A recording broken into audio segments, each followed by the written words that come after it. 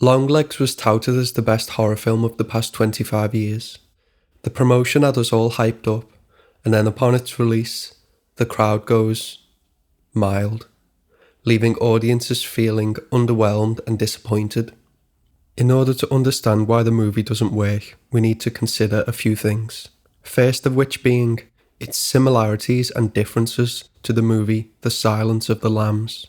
Longlegs lends a lot tonally and aesthetically from The Silence of the Lambs, and seemingly aims to appeal to fans of this horror classic. The protagonist in both films is a young female FBI agent looking for a prolific serial killer.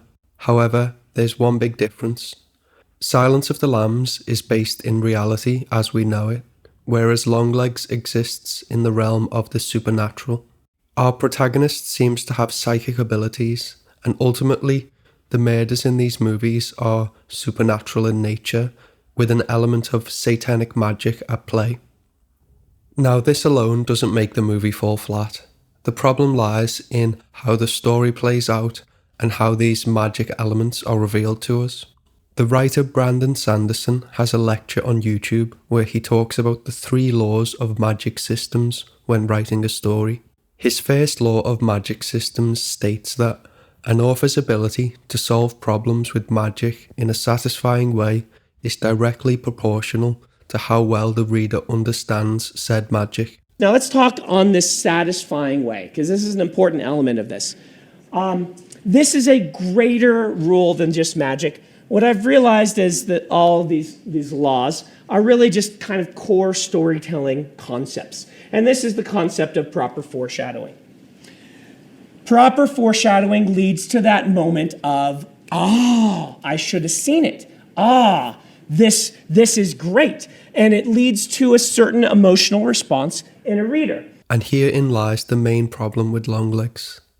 At the beginning of the film, the main point of intrigue for the audience and the thing the FBI agents are trying to solve is, how is this killer performing these murders without being present in the house? We follow along with the idea that we're going to have a meaningful resolution to this question. Throughout the movie, we're building up towards a reveal that ultimately involves a magic system that was not well explained or foreshadowed adequately. We're waiting for an answer that is delivered to us in an underbaked and somewhat slapped together way, as if it were a placeholder in a first draft of a story that was never revised. If you had the same thing happen at the end of the story, the lack of a satisfying, if it's unforeshadowed, right? The lack of that satisfaction is actually going to have a different effect on the reader. How are they going to feel if an unforeshadowed somebody shows up and saves the day at the end? How would you feel? I get upset. You get upset? Yeah. The Deus Ex Machine. Yeah, Deus Ex Machina, or the God from the Machine. Whoever Greek people should tell us how to say that. But if you don't know that phrase, it comes from back in Greece, where they would actually have the gods solve the problem at the end of the play, because they're like, we've written ourselves in a corner, the gods solve it. It has this emotion to you. However, if you have it well foreshadowed, if the reader understands the rules of what's going on, then you have a moment like the end of Star Wars, where this exact thing happens, right? Han shows up and saves Luke. The protagonist is about to be destroyed, and an unexpected force comes in and saves them. This is a key point here, as Longlegs basically pulls a version of this trope.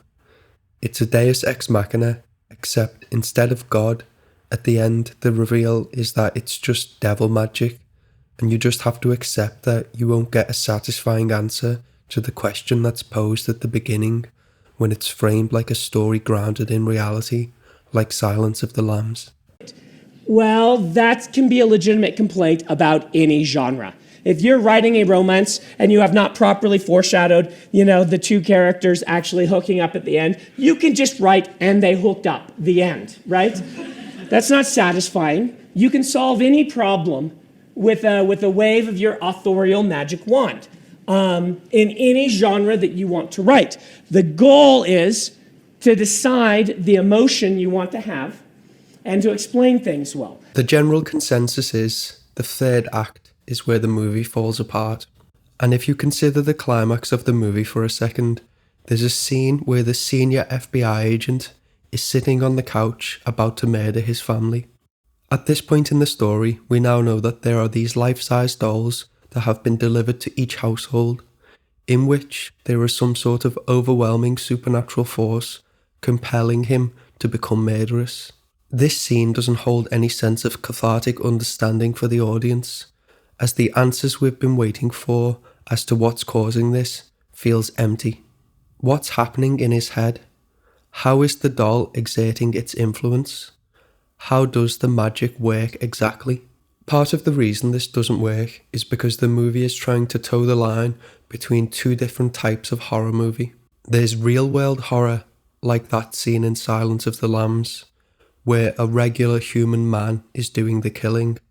And then there's supernatural horror, like in The Shining, where there are supernatural forces at play.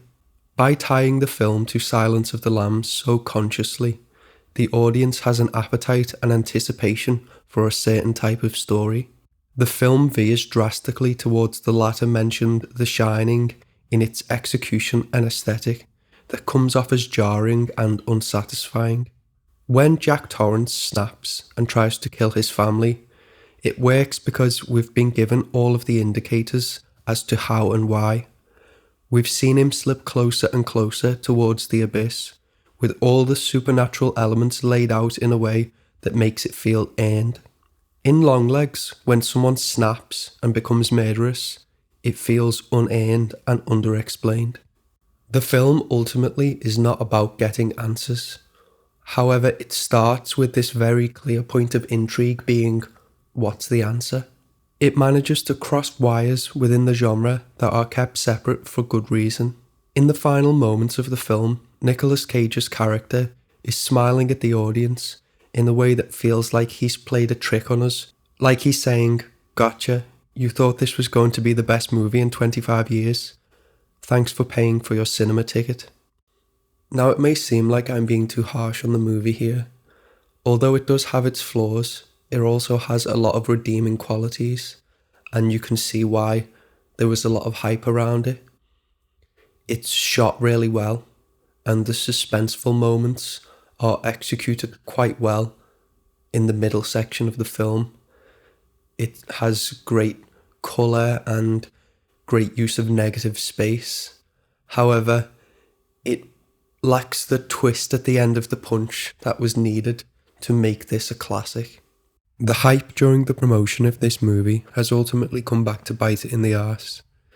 It may have helped get bums in seats initially, but once the audience reviews started coming in, the backlash was that much stronger when people realised that it's not all that it's cracked up to be.